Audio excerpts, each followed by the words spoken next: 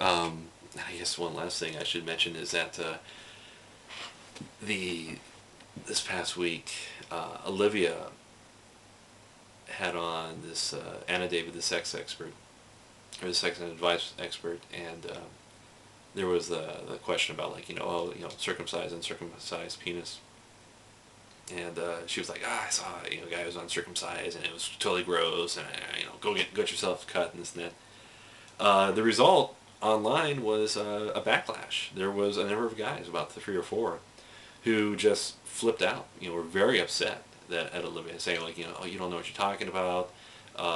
You've just discriminated against me. You've basically called me ugly and this and that, and just very surprising that you would see just such a negative response to a woman's comment.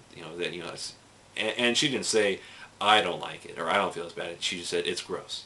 And but the thing is, she was talking about herself, her own personal likes, her own personal things and feelings, and it's and that's what everybody else said. They said, look, guys, she was talking about her own personal feelings, and it was just the guy she was with. That's just what she felt, and it was whatever situation she was in.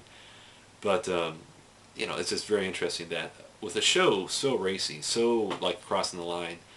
I mean, they did a segment on Wednesday where they were talking about cock, game cocks, fighting hens, fighting cocks, and just every use of the word cock you can imagine, and cockerson, and it's just hilarious.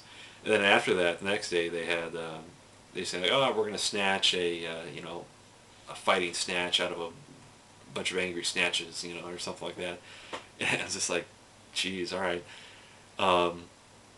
Just the show is so racy. They're always cracking sexual jokes. They're always cracking. There's always this sexual tension and innuendo going on between the hosts.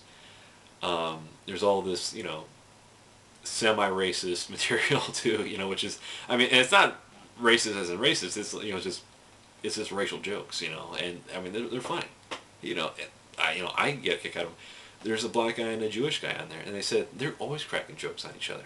They can never film those. They're funny jokes, but they can never show those on the air because it's a cracking a joke on a black guy, cracking a joke on a Jewish guy, and they're two of the coolest guys on the show too.